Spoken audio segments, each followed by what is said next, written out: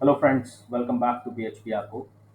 और आज के इस वीडियो सेशन में हम लोग स्टार्ट करने वाले हैं प्रैक्टिसेस से रिलेटेड वीडियो, जहाँ पे बेसिकली हम रोज़ नई नई प्रॉब्लम्स लाएंगे और जावास्क्रिप्ट के थ्रू उसको कैसे सॉर्ट आउट करना है या किसी भी प्रोग्रामिंग लैंग्वेज के थ्रू जो भी उसका बेस्ट सोल्यूशन हो सकता है वो हम यहाँ पे देखेंगे। तो हम ये सीरीज़ जो शुरू कर रहे हैं ये बेसिकली प्रैक्टिस बेस्ड सीरीज़ है, जहाँ पे हम जावास्क्रिप्ट या PHP, ठीक है, या एजेक्स, इनसे रिलेटेड हम शॉर्ट शॉर्ट प्रॉब्लम्स लाएंगे और उनको सोल्यूशन कैसे करना है, ठीक है, क्या कन्फ्यूज़न आ रहा है आपको, क्या छोटी छोटी चीज़ें आपको कन्फ्यूज़ कर रही हैं, कौन से ऑपरेटर कन्फ्यूज़ कर रहे हैं, कौन से वेरिएबल कन्फ्यूज़ कर रहे हैं, ठीक है, कोई प्रोग्राम जावास्क्रिप्ट में अगर दे दिया तो उसका सोल्यूशन क्या होगा।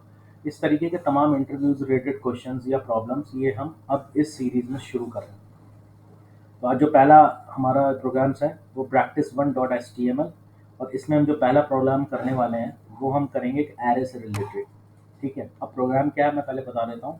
हम एरे में कुछ नंबर्स लेंगे और उन नंबर्स में हम इवन नंबर को प्रिंट करा के देखेंगे यूजिंग एरे। ठीक है, तो चलिए हम यहाँ पे शुरू करते हैं।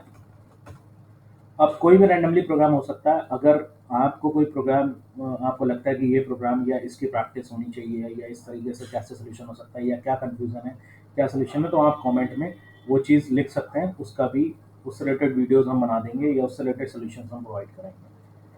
तो देखिए मैंने यहाँ पे स्क्रिप्ट टैग ले लिया है। अब यहाँ पे मैं वॉर करके एक नम नाम का एरे ले लेता हूँ। ठीक है, जावास्क्रिप्ट में एरे कैसे डिफाइन करते हैं आप मेरे प्रीवियस ट्यूटोरियल्स में जाके देख सकते हैं, वहाँ पे मैंने बताया है।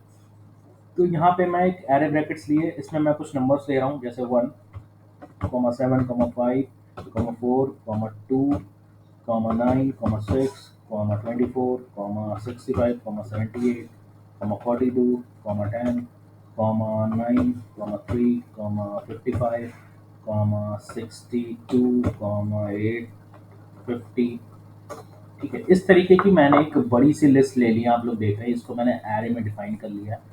ठीक है, अब मुझे क्या करना है, मैंने आपको एक प्रॉब्लम दी कि भैया इस एरे से मेरे को वो नंबर आप प्रिंट करके दिखाओ जो बेसिकली इवन नंबर्स हैं, है ना। जैसे 4 हो गया, 2 हो गया, 6 हो गया, 24 हो गया, 42 हो गया। हमको तो पता लग रहा है कि ये हमारे इवन नंबर्स हैं, ह्यूमन ब्रेन इसको कैलकुलेट कर पा रहा है, बट इस प्रोग्राम के थ्रू हम कैसे हम प्रिंट कराएंगे कि हमारे पास एक कलेक्शन ऑफ डेटा है जिसमें हमें सिर्फ इवन नंबर चाहिए। तो देखिए इसके लिए हम यूज़ करेंगे फॉर लूप का।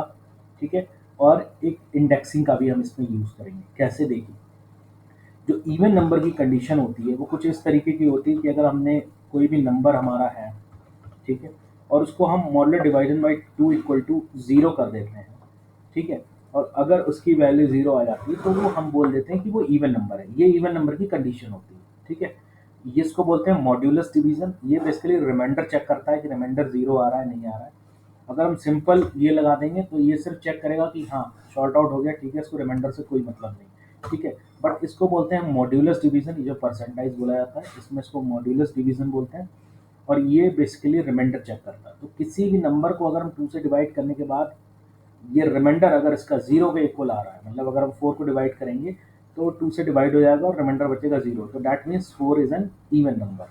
ठीक है, तो इवन नंबर की कंडीशन हम कुछ इस तरीके से लगाते हैं। लेकिन अब यहाँ पे प्रॉब्लम ये है कि यहाँ पे एक नंबर नहीं है, जैसे यहाँ पे एरे में बहुत सारे नंबर हैं। ठीक है, तो इसके लिए हमें चाहिए होगा फॉर लूप। और फॉर लूप क्या करता है, फॉर लूप बेसिकली एक लिमिट से स्टार्ट होता है।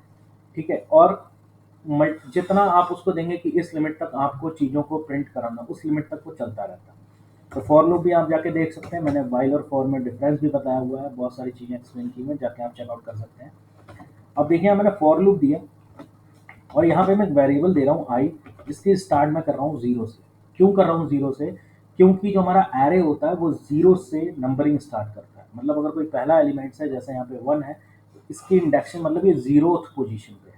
ठीक है, कोलन लगाया। अब यहाँ पे मैं लिखता हूँ I is less than equal to नम, यानी इस वाले वेरिएबल को, और डॉट मैं यहाँ पे लिखता हूँ लेंथ। ये मैंने क्यों किया है, क्योंकि मैं इस नम वाले वेरिएबल में जो भी डेटा है इसकी मैं लेंथ चाह रहा हूँ। जैसे ये कितना 1, 2, 3, 4, 5, 6, 7, 8, 9, 10, 11, 12, 13, 14, 15, 16, 17, अप्रोक्सीमेटली 17 के आसपास मेरे पास नंबर है। तो ये लेंथ को कैलकुलेट करेगा और उतने ही टाइम्स लूप चलाएगा। हर बार एक बार इंक्रीमेंट करता जाएगा और 0 के बाद 1 पोजीशन, फिर 2 पोजीशन, फिर 3 पोजीशन, इस तरीके से 17 टाइम्स ही चलाएगा। क्योंकि 17 एलिमेंट्स है तो 17 के 17 एलिमेंट्स में हमें ये सर्च करना पड़ेगा कि कौन सा नंबर डिवाइड हो रहा है। तो उसके लिए 17 बार हमें क्या करना पड़ेगा, पर्टिकुलर आई को मूव कराना पड़ेगा। उसके बाद हम यहाँ पे करते हैं आई प्लस प्लस। ठीक है, अब हमारा ये वाला ब्रैकेट्स यहाँ से ओपन होता है और यहाँ पे होता है क्लोज। तो देखिए अब यहाँ पे बहुत सिंपल आपको समझ में आ रहा होगा कि आई जो है वो 0 से स्टार्ट हो रहा है, जितनी लेंथ है वहाँ तक जाएगा और प्लस प्लस ऑटो इंक्रीमेंट करता रहेगा। अब यहाँ पे मैं एक वेरिएबल यहाँ पे मैंने जो दिया हुआ ना, number is equal to number is modulus division by 2। अब यहाँ पे सिर्फ मैं नंबर नहीं दे सकता, ठीक है, यहाँ पे नंबर के साथ साथ मैं इसकी इंडेक्सिंग दूंगा, दैट इज आई। अब फ्रेंड्स इसमें आपको घबराने की जरूरत नहीं है। देखिए आई क्या है, आई 0 से स्टार्ट हो रहा है, दैट मीन्स आई जो है वो इंडेक्सिंग का काम कर रहा है। मतलब नंबर में पहले जब 0 आएगा तो 0 का मतलब हो गया पहला एलिमेंट वो एरे का देखेगा। पहला एलिमेंट क्या है, 1। यानी यहाँ पे नंबर डिवाइड बाई आई की जगह क्या एज्यूम आएगा प्रोग्राम में, वो आएगा 1।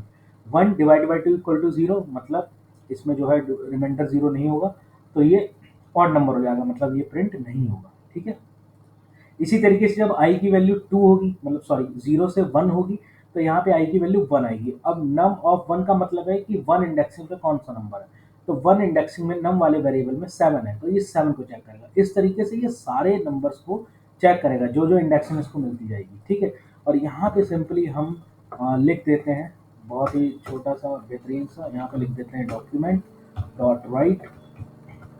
अब यहाँ पे हम लिखेंगे नम और ब्रैकेट में आई। मतलब जिस नंबर को हम यहाँ पे कंपैरिजन करा रहे हैं ना, वही नंबर अगर हमारा पूरा पूरा डिवाइड होता है तो ठीक है, और अगर नहीं होता है तो वो प्रिंट ही नहीं होगा। अगर होता है तो वही चीज़ यहाँ पे आके प्रिंट हो जाएगी। ठीक है, इसको सेव करते हैं, सेव करने के बाद इसको रिफ्रेश करते हैं। ठीक है, अब अभी मैं यहाँ पे क्या करता हूँ, एक बी आर लगा देता हूँ जिससे आपको नंबर को डिफ्रेंशिएट करने में आसानी रहे। बी आर लगाने के लिए मैंने डबल कोट्स लगाए क्योंकि ये एचटीएमएल का टैग है और हम इसको कॉन्कैटिनेट कराना चाहते हैं जावास्क्रिप्ट के वेरिएबल के साथ, तो हमने प्लस का यूज़ करना है। ठीक है, रिफ्रेश करते हैं। अब ये देखिए फ्रेंड्स, आप देखिए जितने भी इवन नंबर्स हैं हमारे एरे में वो सारे के सारे यहाँ पे प्रिंट हो रहे हैं। 4 हो रहा है, 2 हो रहा है, 6 हो रहा होगा, 24, 78, 42, 10, 62 और 850। इसके अलावा जो भी नंबर है वो सारे ऑड हैं। अगर मान लीजिए मैं यहाँ पे एक नंबर और देता हूँ, जैसे 990 दे दिया मैंने और इसको सेव करा, तो आप देखोगे अगला नंबर ये भी हमारा इवन नंबर है, तो ये भी हमारा इसमें आ गया। तो एक छोटी सी प्रॉब्लम थी कि कलेक्शन ऑफ एरे में से हमें केवल और केवल इवन नंबर्स निकालने हैं, तो उसका सोल्यूशन कुछ इस तरीके से हो सकता है। अब इसमें आपने 2-3 चीज़ सीखी। एक तो ये सीखा कि एरे में सर्चिंग कैसे करते हैं। ठीक है, ये भी हम कर रहे हैं क्योंकि एरे में ये सारे एरे की जितनी भी इंडेक्शन है उनको सर्च कर रहा है। प्लस हम फॉर लूप को कैसे अप्लाई करते हैं कलेक्शन ऑफ लिस्ट में, तो लेंथ के थ्रू हम अप्लाई करते हैं। ठीक है, तो इस तरीके से हमारा सोल्यूशन बनता है जहाँ पे हम एरे में इवन नंबर्स को सर्च आउट कर पाते हैं। तो हमारा प्रैक्टिस रिलेटेड पहला ट्यूटोरियल था। अगर वीडियो अच्छी लगी वीडियो को लाइक करें, चैनल को सब्सक्राइब करें, बना रहे PHP ऐपों के साथ। और भी बहुत सारे प्रोग्राम्स और कन्फ्यूजन्स और उससे रिलेटेड चीज़ हम लेके आएंगे और यहाँ पे शॉर्ट आउट करेंगे। तो thank you so much for watching, मिलते हैं नेक्स्ट वीडियो।